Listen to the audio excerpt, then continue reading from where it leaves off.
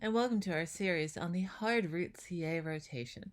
Today we're going to go through a live walkthrough example on a 2.5 build in one of our lab environments. This lab is behind a firewall and you will see credentials. These credentials will be invalid after this video. So let's get started. When doing a hard root CA rotation, this would be specifically for if either a root CA or NAT CA certificate set has expired. Something to know about these certificate pairs is they are in fact pairs. For every root CA, you will also have a NAT CA. We'll touch more on this in a moment.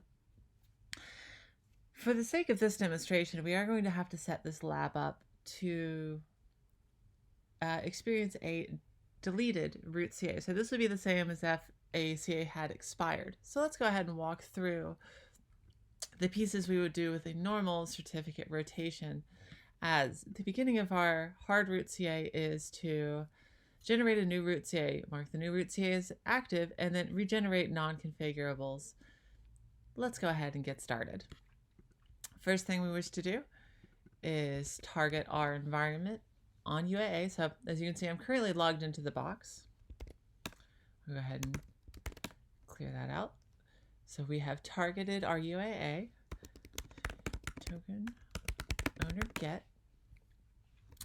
Client is opsman, no secret, admin, and I have my password prepped up here.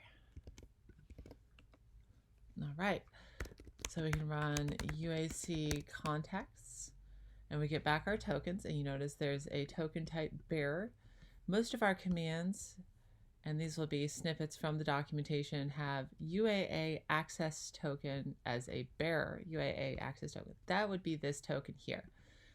One of the ways I love to work with this is to set it as a variable. So I copy it and do export token equals A. This allows me to run all of my commands with just the tokens. So let's take a look real quick. The first thing we want to do is look at our tokens itself. You'll see I'm running the command same as the documentation, and I'm piping to JQ so we can get this output. I also do have a JQ parser installed in my browser. Nifty little trick, you notice that the API here is the same as the API in our documentation. You can actually just run this in the URL for all of the GET queries.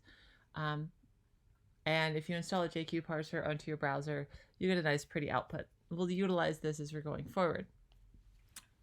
But some things to note here. We have specifically the field active true. We're going to generate a new certificate. We're going to mark it as active. So one will be active false, one will be active true.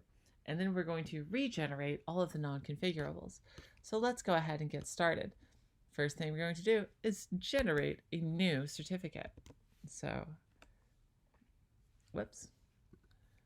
That was the documentation example, and I'm on my example here.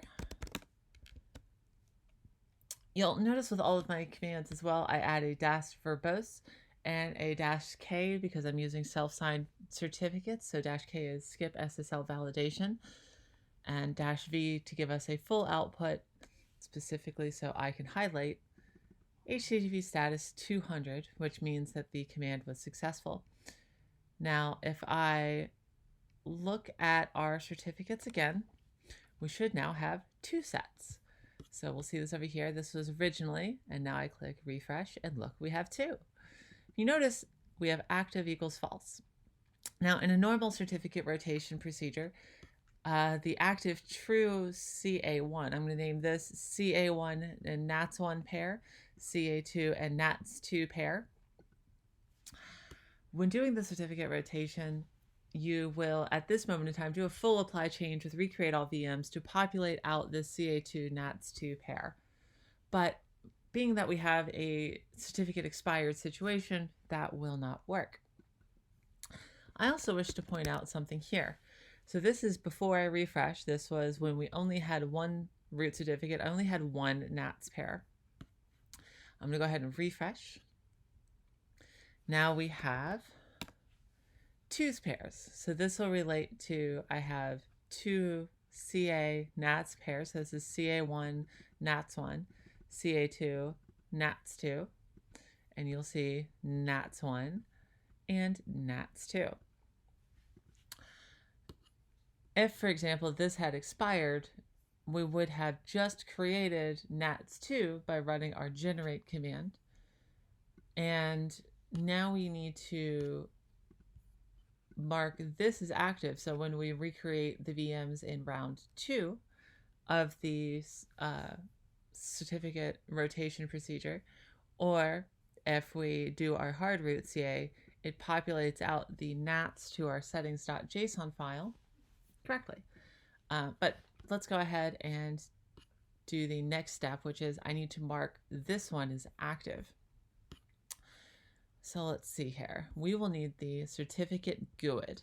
So that'll be this GUID here. And what we're going to want is the GUID of the one we want to mark as active. So this is the command from our documentation. So active. And you can see I've got a GUID in from the last time I ran this. So we're going to go ahead and switch that out to the current. And we're going to run it again. We did get back a status 200, so we can go take a look here, and it is now marked as true. You'll see all of these different commands in the rotate root CA and leaf CA certificate documentation. So for example, there's the generate command that we just ran. If we scroll down a little further, here's our activate command. And in a second here, we're going to run regenerate. So let's go ahead and take a look at that command. All right, there it is. Regenerate. Let's go ahead and run this. And status 200. Now this will regenerate the non-configurable certificates as seen on this page, such as the DNS components. So this section, this was before the refresh, and we're sitting at 620 expiration. If I do it again, it doesn't work. That's because the Bosh director doesn't have the current cert set. So we'll be able to refresh that in a second. But let's go ahead and move on to our next step. So we've done /regenerate. We now need to compile this and push it out. So one of the next steps we need to do per our documentation, this is, I made a few changes, so I'm going to use this one. Go to the Bosh director tile, director config, and recreate all VMs. So that'll be here. Director config and recreate all VMs. A note about this checkbox is it does reset itself after every successful apply changes. Do make sure to scroll down to the bottom and click save. The next thing we wish to do is specifically for the paths tile. If you are running Diego database, which is also referred to as Diego BBS, and you are running a cluster, so 2, 3, 4, 5, 6, any version above 1, you will experience a complication as these two communicate with each other. And during a reset procedure, it will try to resync to the cluster, which will not work. So you have the option of either A, doing this in the manifest manually, or B, preemptively setting to 1 and click save. It's a good idea to do this at the beginning at this process if you have the ability to, as during this rotation procedure, there will be a moment that the Diego database will have to be 1. So let's get it out of the way ahead of time. Do not forget to reset this at the end, but let's go ahead and move further. We click on our review pending changes and select all products. So we have our pass version 2.5. Now, anytime we're running a service tile, you want to make sure to click upgrade and recreate all service instances as an errand. So upgrade and recreate, and apply change. Now, this is going to run for just a moment. It will first recreate the Bosh director with the new certificates, and then it'll go through to update paths. During this update, it should fail on the first VM that it tries to do.